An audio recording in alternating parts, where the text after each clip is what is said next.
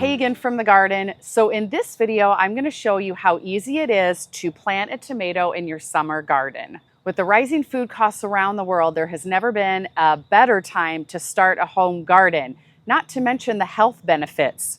We grow lots of tomatoes this year. The one today I happen to be planting in the hoop house, but the way I'm going to show you how to plant this tomato can either be planted indoors or outside, in ground, or in a raised container. Tomatoes are super easy to grow and can give you pounds and pounds of fruit towards the mid to end of season. So let's get started. And after we're done planting this, I'm going to give you a mini tour of our urban raised vegetable garden that's here on the property. So to plant tomatoes, I like to plant them deep, which means putting part of the stem down in the soil. And what that does is it gives you a stronger tomato plant. Along the stem of the tomato plant, anywhere that the soil touches is going to form extra roots. And that's what's going to give you a healthier, more bountiful tomato plant. So let me move the camera in and we'll get started planting. I am going to be using a couple of amendments when I plant this. The first one is the Espoma Organic Garden Tone. This is just going to give some extra nutrients to the soil. And then the compost that I have on hand is the Espoma Organic Land and Sea Compost. I'm going to be adding both of these to the soil just to give it a little boost so this tomato can get a really strong start. Okay, let's get planting. So the variety that I'm planting is the Granadero Roma, and this is a specific variety from Johnny's that is made to grow in greenhouses.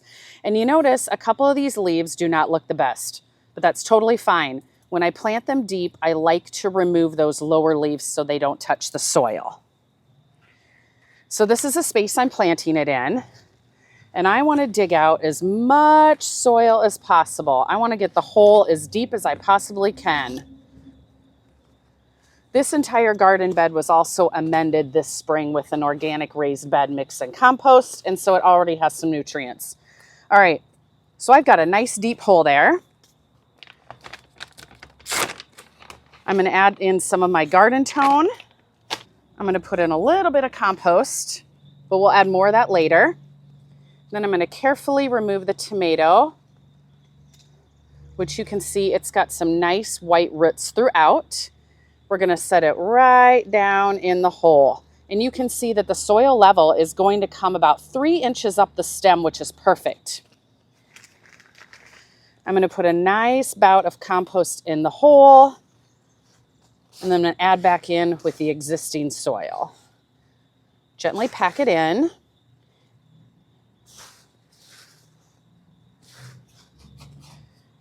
There we go. I even want a little ring around it so the water can sit and soak in. And this extra soil will just go back in my garden bed. So that was so easy and fast to plant. Now I will end up, like I said, putting a tomato cage probably around this. You can see these have some concrete intakes and the tomatoes are growing beautifully and they're even getting taller than the intake. So I probably can take these off. These were just to protect them from the wind when they were little. These are the same kind of Roma tomato as the one we just planted. This is a variety that tested for the first time last year. It grew so well in here. It gave us the most tomatoes out of any of our plants that we had in the garden. And in fact, because it was here in the hoop house, 2 weeks after we had our last frost, I had the biggest harvest of Roma tomatoes I have ever had, and we were able to make so much sauce out of it. So not only do we grow Romas outside, but I also like to have 2 to 3 plants in the hoop house each year. So now I just need to get it watered in, and I'll definitely make sure to keep you updated throughout the season. Okay, now let's take a look at our raised bed urban garden that we have going here on the property.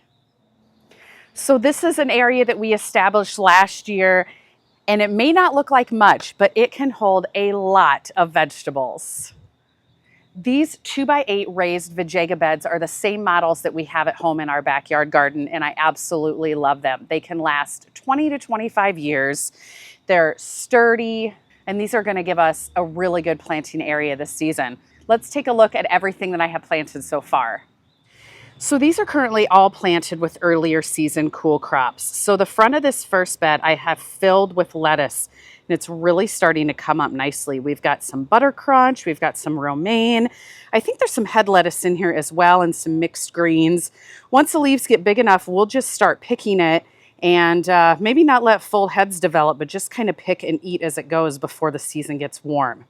And next to it, I have 6 broccoli plants, and these are doing beautifully. I don't think there are any heads of broccoli actually forming yet. Nope.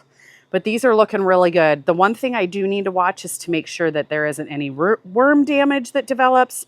If there is, I'll just do some spraying of BT, and that should take care of it. This particular broccoli is the Destiny broccoli. In the raised bed next to it, we've got some radish up in the front, and I actually think there might be some ready to harvest in there. I'll have to check that out when I'm done with this video. Then I've got one more line of lettuce next to it, which is starting to get shrouded out by the kale, so that may not have been the best decision. However, I could probably start harvesting this kale and give it a little extra room. As far as the varieties of kale, I'm not actually quite sure what this one's kind of the standard ruffle edge kale. The kale off to the right is the red Russian kale. And what we will use this for is I will probably just pick the leaves, freeze them in quart bags, and we will save them for winter soups. And then next to it, I have 3 cauliflower plants. There was a 4th one right here, and he did not survive, but the other 3 are looking really good so far. And at the very end of this bed, I have one little row of beets. So moving over to the final raised bed, which is a giant raised bed, you'll notice we've got a lot of asparagus ferns going on. These are going to be moved in the fall so that I have this entire planting space for other vegetables. But over on this side, we've got some seed onions, which they're a little hard to see, but they're starting to put on some growth and finally perk up. I think these are all white onions, the Patterson, and maybe another variety. And then over on the other side, as we swing around, I've got some more beets. You can see some are bigger than others. My first planting, I didn't have the best germination, so I had to replant. They're coming up beautifully, and I'm probably going to have to end up thinning these. And then down the line, you can see just starting to come up here, I've got carrots. There's a ton of them, and they're very tiny. You can barely see them, but they're coming up, thank goodness, and I can't wait to have carrots in the garden this year. Now, just behind that, you'll notice these yellow pots. These are cattle lick tubs. Now, these cattle lick tubs or lick tanks I got for free from one of my cattle farmer friends. These are what they get for their cattle that has the minerals inside. And once they're done using them, they throw them away or give them away for free. So I got 4 of these from a friend of mine. We drilled some holes in the bottom. Last year I grew potatoes in them, and they work great. I'd say they're about 20 by 20 inches, a really nice size. So the 2 of them here, I have tomatoes growing in.